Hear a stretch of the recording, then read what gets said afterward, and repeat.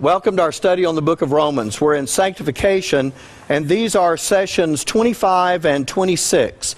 Now, just to get our mind right on track, since it's been a week since we've met, look with me back to where this set the context for all the things we've been discussing in Romans chapter 6. Verse 14, "For sin shall not have dominion over you, for ye are not under the law, but under grace."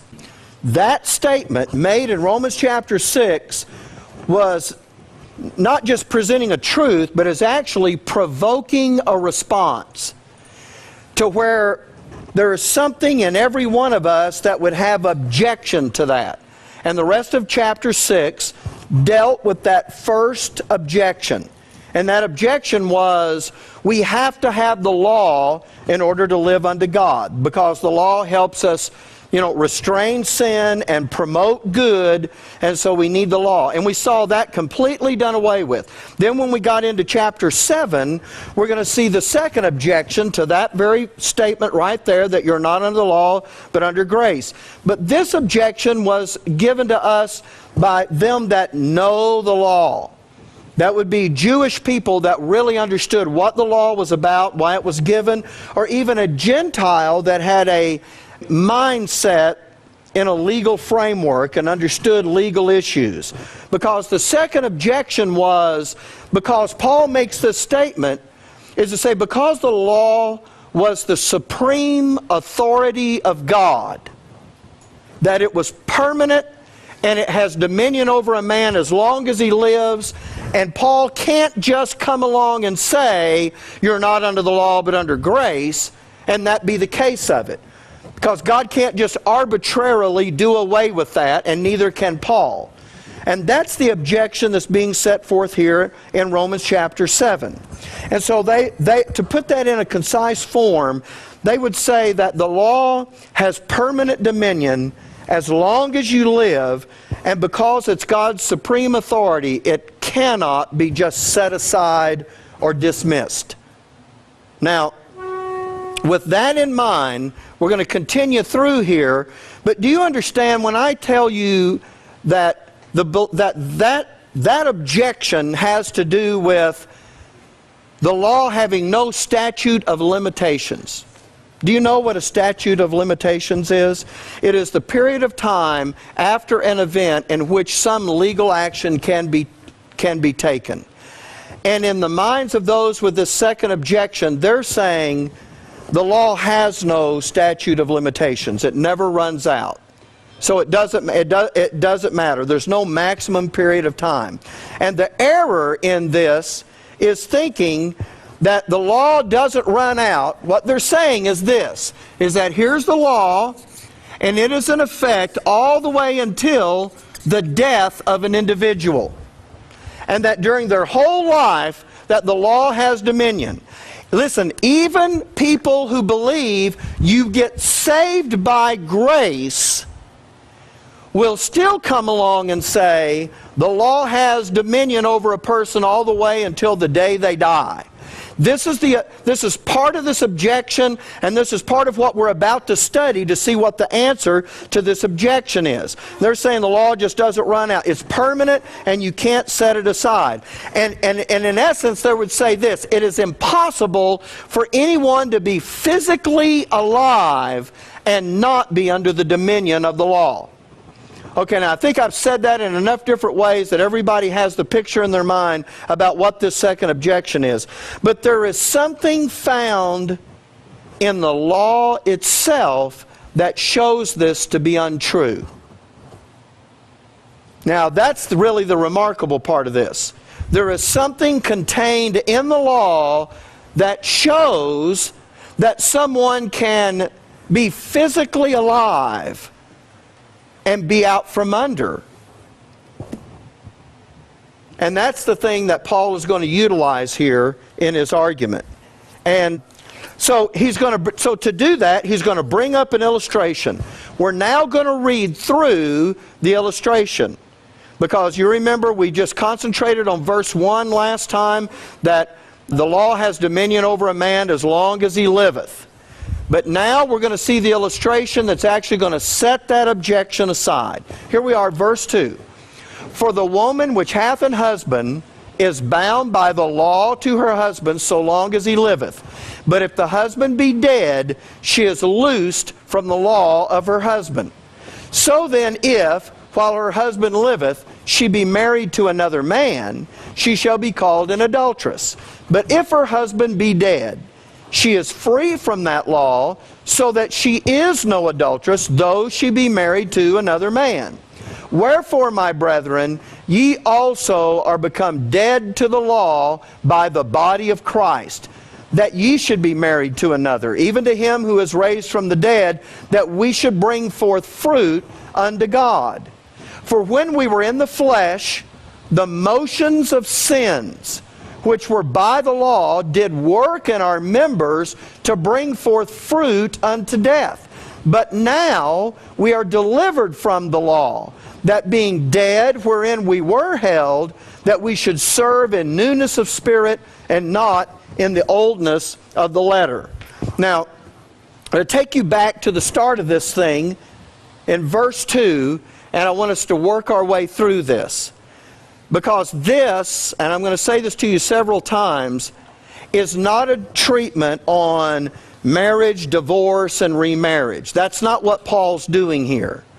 Paul is actually going to take the issue of marriage under the law, and we could, by the way, right here, we could go back and look in the Old Testament and find the very laws that are written out in the law of Moses that pertain to this issue.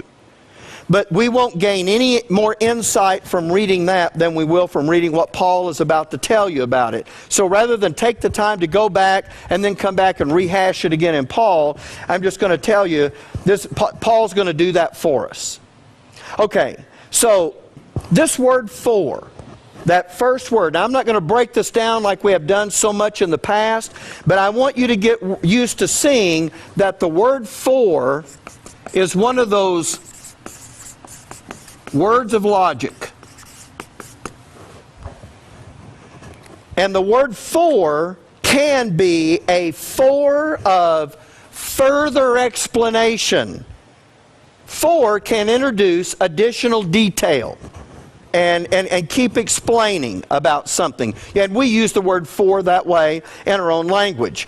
Or what it can do is it can give, when it's stating something, it states something, and then when it says for, it gives the ground of reason for why that was said.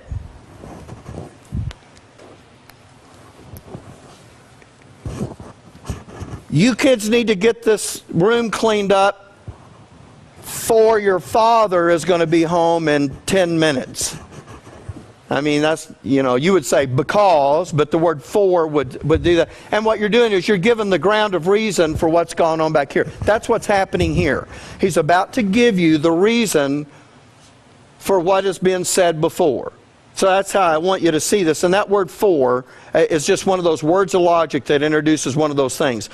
And Paul is going to call something up now in this verse 2. He's going to begin to call up this illustration from the law to dismiss the idea that the law cannot be set aside while someone is still physically alive. And so what Paul says here is going to deal with the objection that we've already said, but it's also going to provide the basis for saying something else about the law to show you that it wasn't just a good idea to take you out from under the law and put you under grace.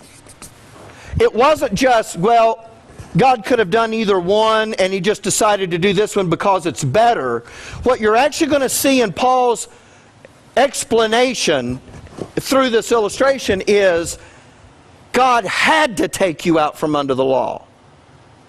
And the reason that he's going to show you that is to show you how impossible it is for you to utilize that law to any degree in your life. Not just you're not going to be saved by the law, you're not going to be sanctified by the law, but God's going to tell you, I can't even sanctify you with that law. It's not just that grace is better, it has to be done that way.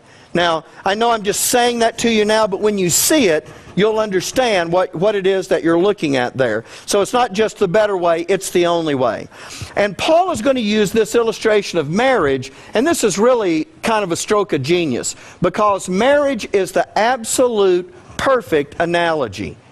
The thing you do as a preacher is you look at something to illustrate it, and you know that at some point your illustration is going to break down, because it's not a perfect illustration. But marriage is a really, really good illustration for the law. Now, right now, I have a bunch of humorous comments that are just kind of creeping into my mind, but I'm going to refrain from those. But what I am going to say is, it perfectly parallels the dominion of the law, because whether or not the law has the right to operate is dependent upon one thing. And I'm going to give you the word instead of asking you for it. It is dependent upon your relationship to it.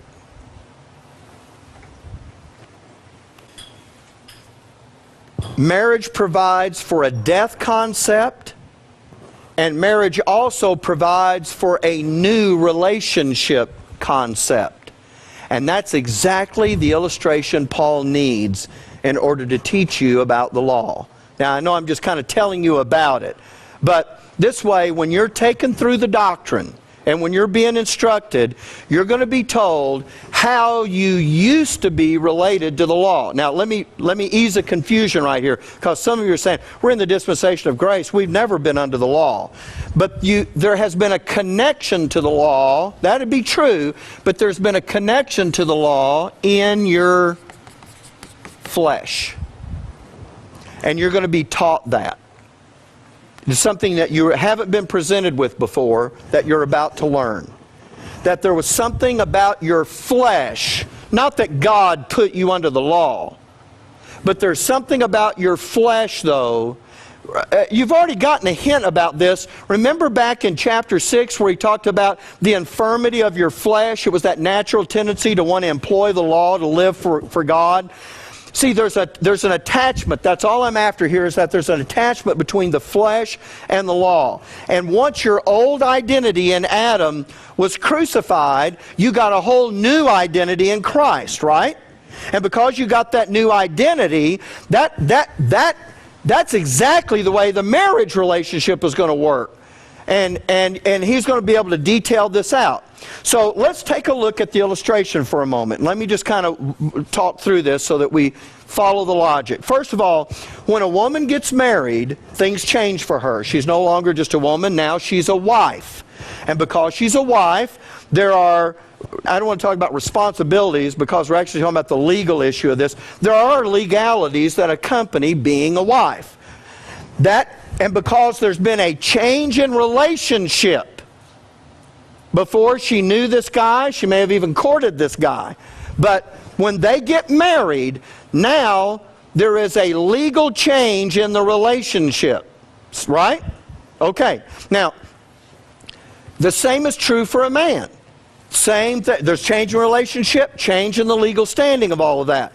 But if the husband dies, she is now she has gone from being a wife to a what? Right, now she's a widow. Now, that also introduces other legal issues. And so why am I saying it like this? I'm saying it like this because even God is going to play by the rules he has set up, if I can say it that way. In other words, God's not going to do anything that is offensive to his very nature. You understand? God can't just summarily wipe away stuff that he put in place. There is a process that if it can be done, then there's a process that would have to be followed. You'd have to go through the legal steps of it. And so looking back, let me give you this next verse. For the woman which hath a husband is bound by the law to her husband so long as he liveth, but if the husband be dead. Now, the duration of the wife being bound by the law of her husband is until the death of the husband. But is she dead or alive? She's alive. And here's the point that Paul's going to get to. You people I'm writing to are like the wife. There was a connection that you had through your flesh to the law. But then when your old nature in Adam got crucified, that relationship, didn't we learn about that relationship died? You're dead to sin, remember? Okay? By the way, well, you do remember it. Okay, we'll just do that. So that relationship died, and he replaced it with a whole new relationship in Christ.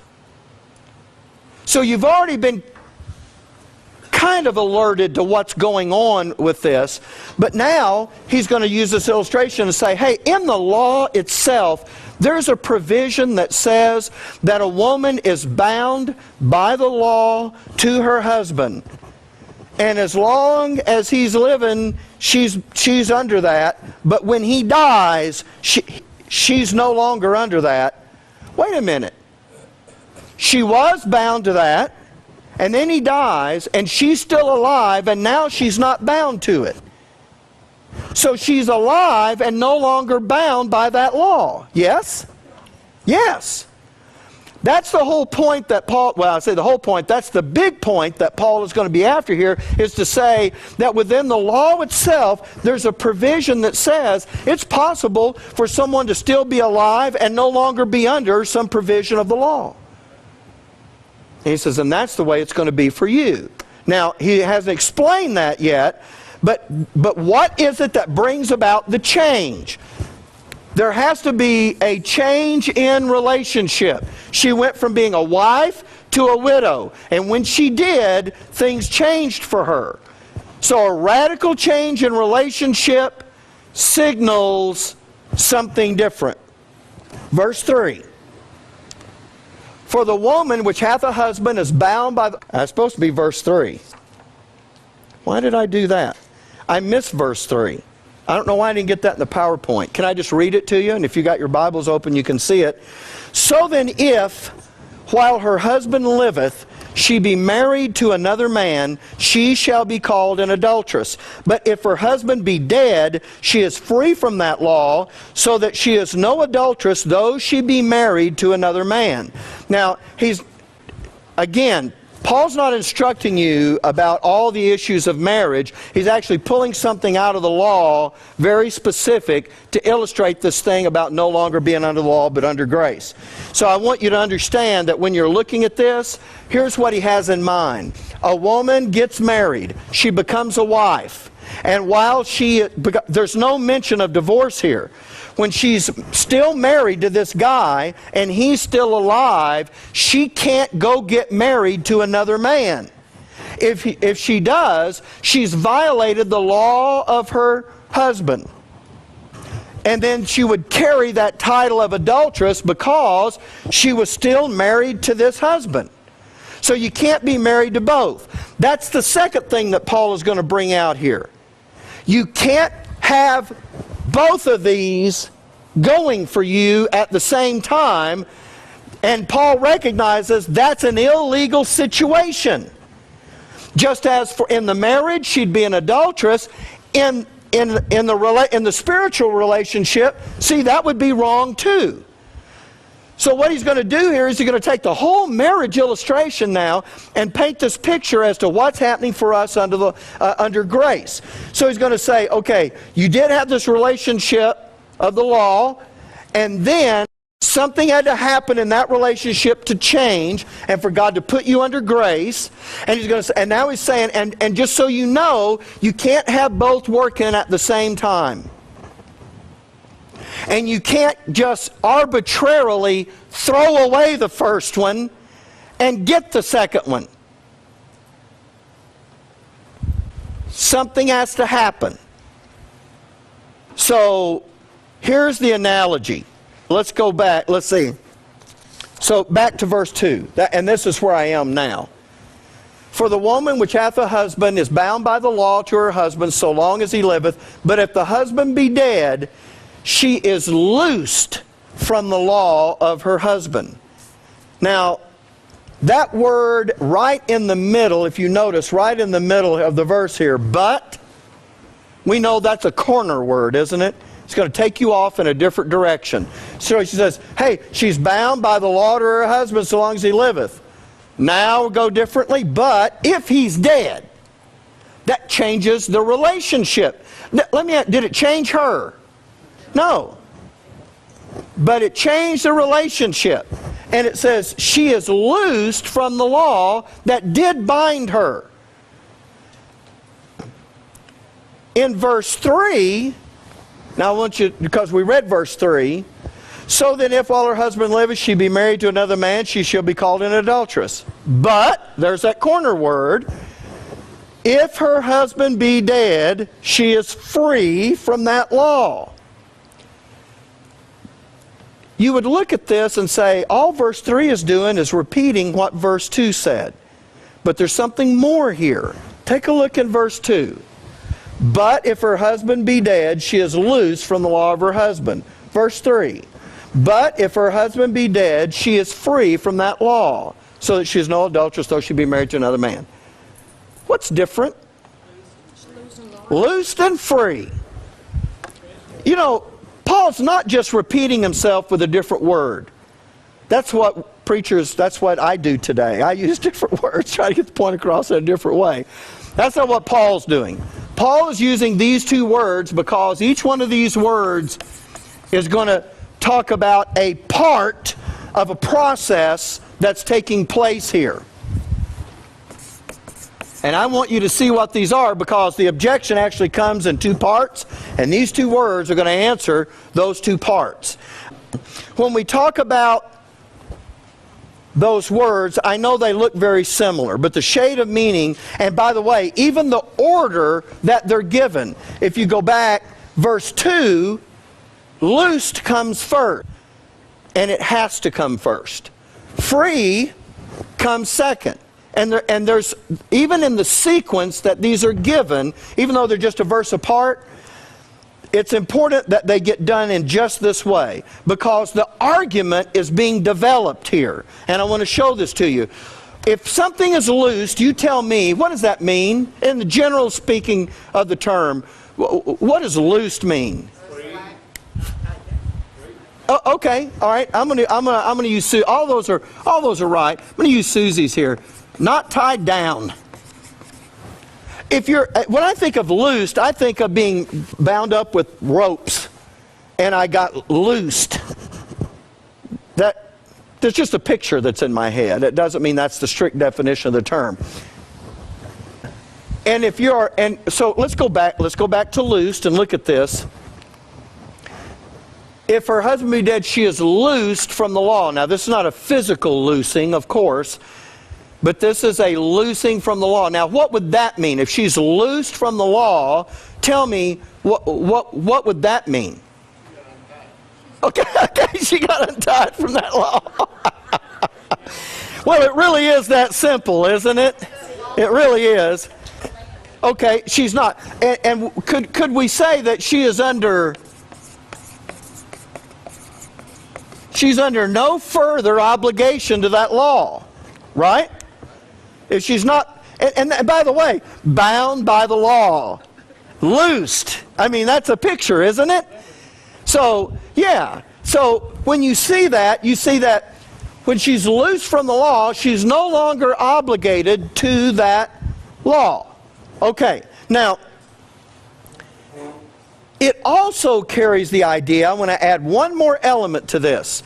This also carries the idea, and when you look at this, you see, verse 3, I'm sorry, bound by the law to her husband so long, but if her husband be dead, she is loosed from the law of her husband. Verse 3 comes along, says, if while she still got her first husband, she's married to another man, That's wrong. She can't do that. But if he's dead, she's free, so that she is no adulteress, though she be married to another man.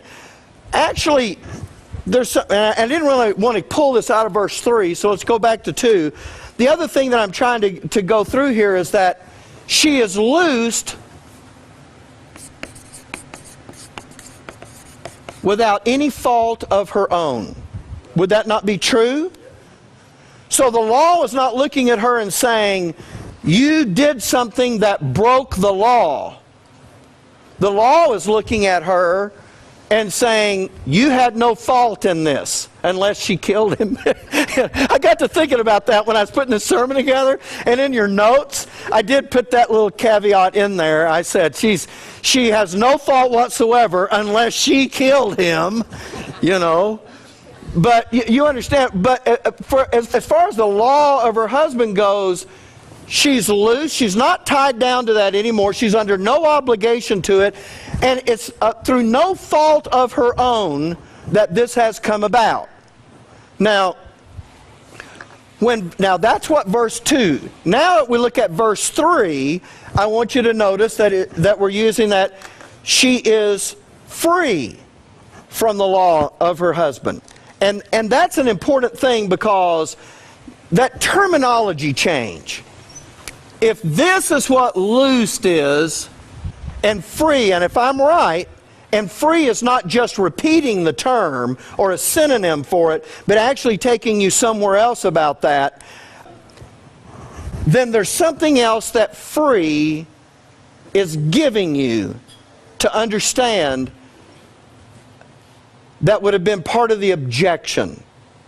Because someone could come along and just say, all right, let's just do the loose thing and see if you can get there without me telling it to you. Okay, you're no longer tied to the old relationship. In other words, when your husband died, you're no longer married to your husband. See, everybody would say that. Okay, if he dies, you're no longer married to your husband. Or in our case, for Paul's illustration, you're no longer under the dominion of the law. If there's a change in relationship, and by the way, that change in relationship that's talked about here is a death. Why does Paul mention death? Why is he using that one? Because that's exactly the process that got us free from the dominion of the law, is a death. So that's why he's using that. But if someone says, okay, you're no longer tied to your old relationship, but that may dissolve the old one, but it does not give you the right to establish a new one. That's the other part of the objection. And I mentioned to you in the last week that there are folks that would look at, there's actually, the age-old controversy. Let me just say this. When you look over in Timothy and you see those requirements for a bishop, which is a pastor, and there's a whole list of them there, one of those is the husband of one wife. Since the time I went away to Bible school, the great debate was always, was that one forever or was that one at a time? And everybody pulls up the history, and they and I mean, that thing just raged. I mean, you know, and in the dorm you talk about it and debate it, and even the professors would get involved in that. This guy believed this, and this guy believed this, and everybody was trying to figure out where they were on all of that. Now, I'm not trying to answer that debate for you in this and get us off track, but what I'm trying to say is, because of that debate, some people believe that to be a pastor, the requirement was to be the husband of one wife forever. And because of that, if his wife ever died, he was forbidden to enter into a new relationship. And because of that, and then people got to looking at that and saying, well, you know what? If that's what pleases God about that, then that ought to be the rule for everybody. So then there were actually guys in the pulpit telling members of their congregation, if your spouse ever died, to really please God, you just need to be married to one. And then of course then people were in a place where I'm either going to, incur the wrath of this preacher, or I'm going to live lonely the rest of my life, or whatever. Now, I know some folks are better at that than others, but here's my point.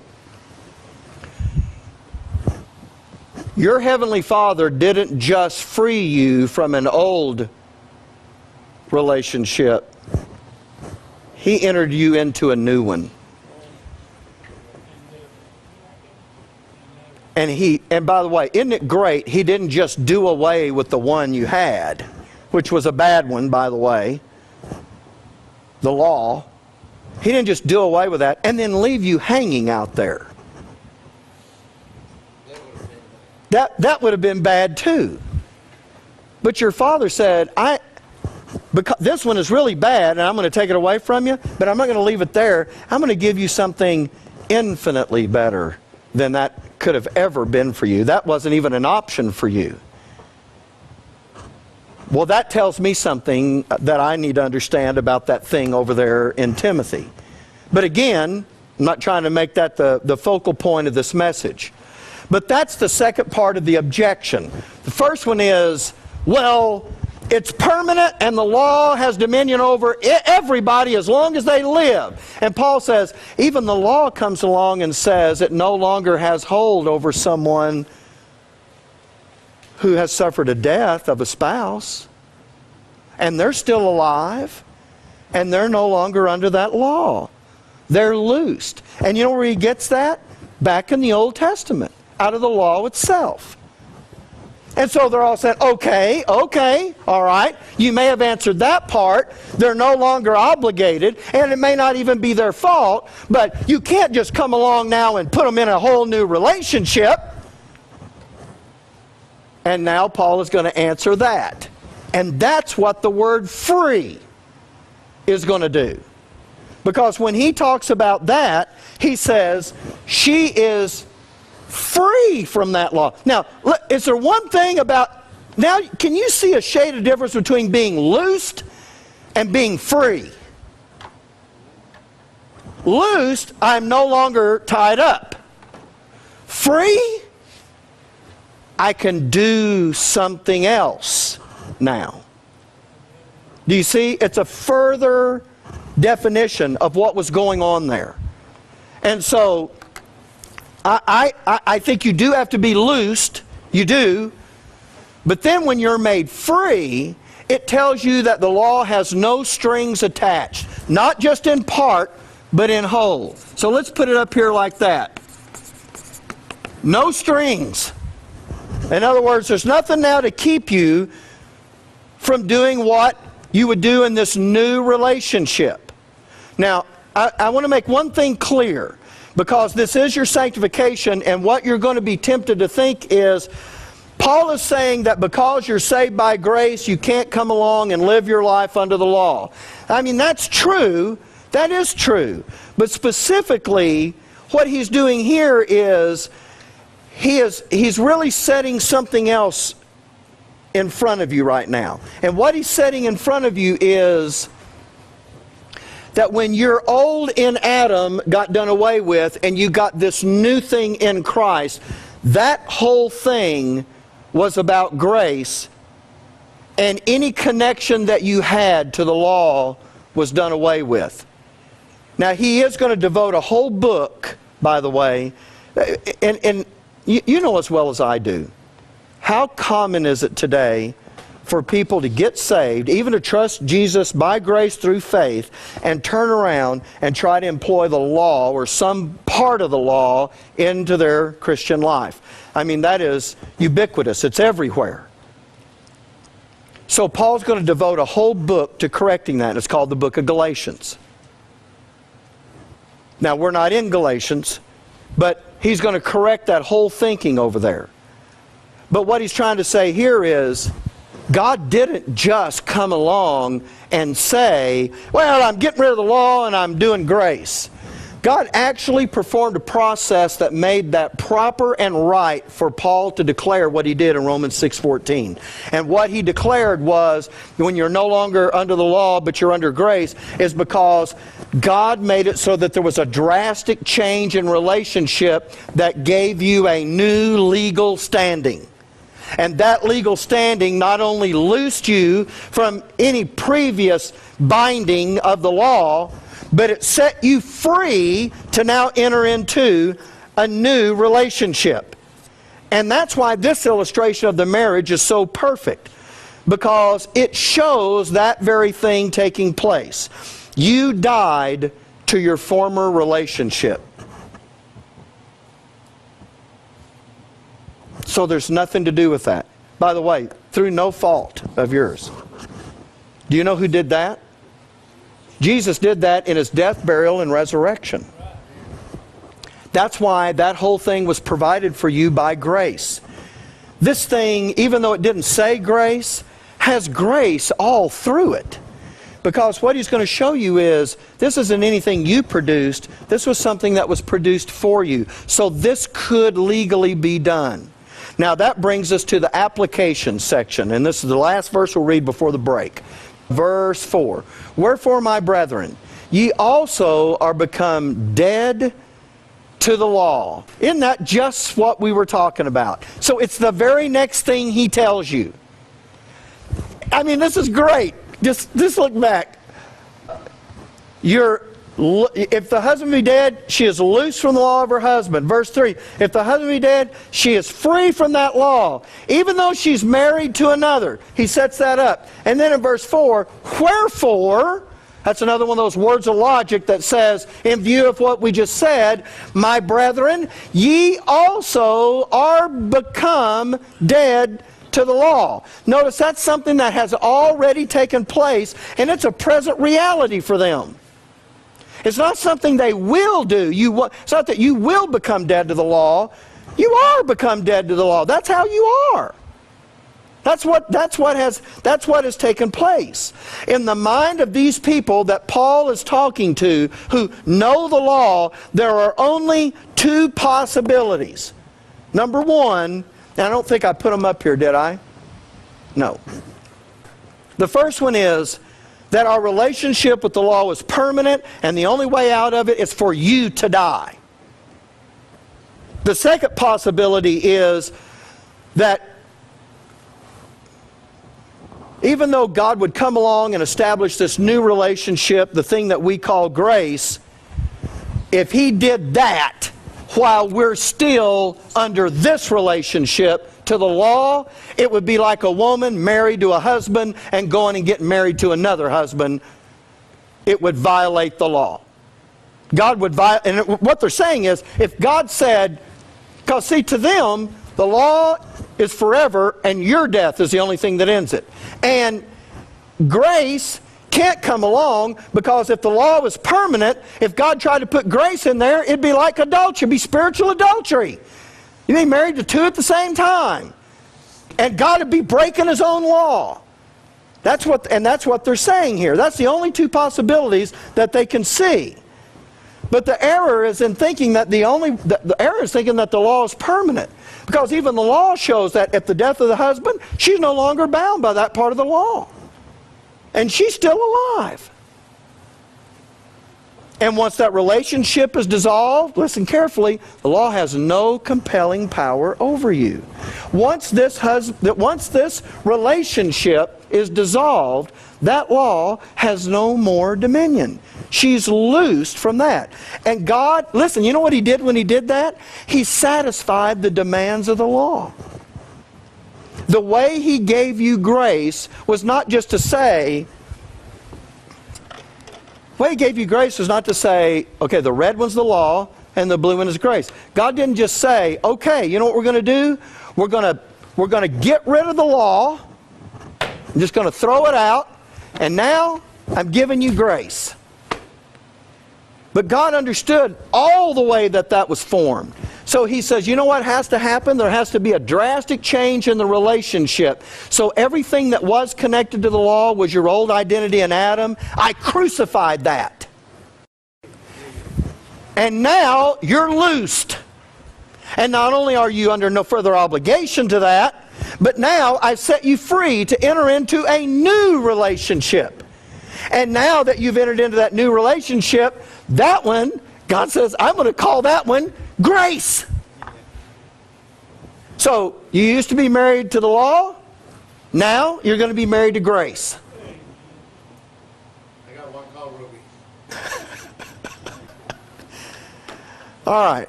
So, we're going to take our break here. Now, when we come back, we're going to look back at verse 4. There's a couple of things I need you to see here in verse 4, because we're going to lay out the rest of 4, 5, and 6.